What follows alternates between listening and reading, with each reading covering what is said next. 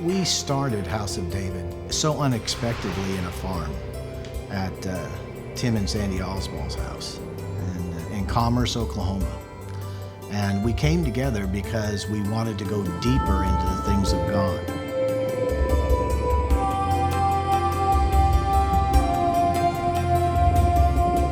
So we started out with 5 or 6 people in their house, and it soon turned to 50, and the house packed out. But about 8 years ago, the Lord said it's time for House of David to have its own property. And it's interesting how that happened, because we would travel from northwest Arkansas up to Commerce, Oklahoma, and we'd drive down this highway called Highway 125. And my wife and I would drive, and there was a real big house and not very attractive, and it was so big, I can remember I thought it was a church. And I said to my wife one time as I drove by, and I said, I wonder what idiot built a church way out here in the middle of nowhere. And we were running out of time because we were having to leave this other church. So I finally pulled the car over the side of the road, and I said, we're going to pray. And I asked the Lord, I said, Lord, what is it that you want us to do? You're not trying to hide your perfect will for us. And I was still, and the Lord brought back those words when I said, I wonder what idiot built that church out in the middle of nowhere. And the Lord said, you're the idiot. So when we went into the house, in the very back end of the house, there's a large room back there, and there's a swimming pool. And I asked them, I said, why is this swimming pool here? And they said, well, we have a special needs child that can't go out and be around other people. So we built this house for this child that had a special need. And this is an environment that she could prosper in. And the Lord showed me is that we could put a floor over it, and it would be a nice sanctuary that would sit about 200 people. We met there for almost 7 years, where we danced, we married, we dedicated, we preached, we praised, we cried, we worshiped, we had all-night prayer meetings, all the things that congregations do over this floor.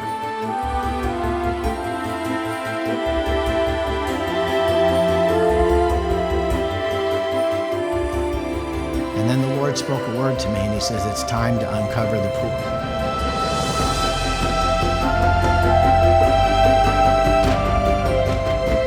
The Lord said, just as I built this house for somebody that had special needs, he says, I'm going to bring the ones who have a special need, and that they're going to be baptized again into me. He said, because before when they came, he says, many of them have been saved and been baptized, but they have not been baptized into the Father's love. Into that. He says, my arms await them in the water. We have people who are in special need. They've been baptized before traditionally. They've been baptized into salvation, but now they're saying, you know, there's got to be something more. I have to come into my priesthood. I have to come into my anointing. I have to come into my purpose. You know, it says in Zechariah, he says, out of the house of David, I'll open up a fountain for their uncleanness. And that's how we feel like this fountain has become. You know, recently we just had Dr. Mario Maxwell bring his church from Oklahoma City. And I have never experienced anything more powerful than what happened. And all of them have been water baptized. All of them have been saved. There was no new salvation. And there's so many different doctrinal issues about who were you baptized into, when were you baptized, but I want you to understand the purity of, let's go back to the root of why did John baptize? John baptized people so that they could be cleansed from their doubt and unbelief. That they could be cleansed from things that supernaturally, it's like supernatural deliverance. They needed to be able to receive the love and favor of God. So as this church came and to House of David, and as we had reconciliation with them, it was so powerful to watch these beautiful African-American people. And I could just, as I was standing in the water and I was waiting, and I realized they're going to have a new beginning. They're going to be transformed. They're going to be healed all the way back to Adam. All the issues that we've had between blacks and whites and all the issues between Jews and Gentiles. All the issues are going to be washed away this night. And we all came with great anticipation that God heals and God delivers.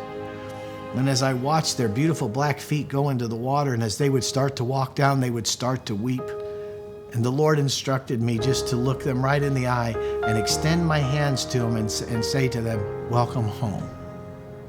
Welcome home. See, there's something about coming home in the spirit and not coming home to religion, where you're actually becoming part of a family. Because everybody wants to come home. No one wants to feel separated. And what's happening in this immersion at House of David is people are really coming home to the root of Abraham. They are being baptized into Abraham.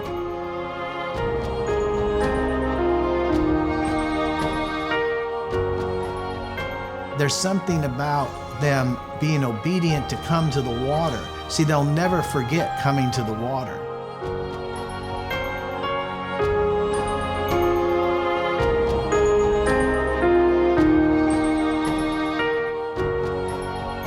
There's an anointing in the water where God casts all your questions away and you can just receive the love of God. See, if you're looking for just, well, once I have all my questions answered, then I'll be at peace. Well, you're never going to find peace that way. The only way to find peace is when God puts his arms around you and he casts your cares of those questions away. That's what was happening in the pool.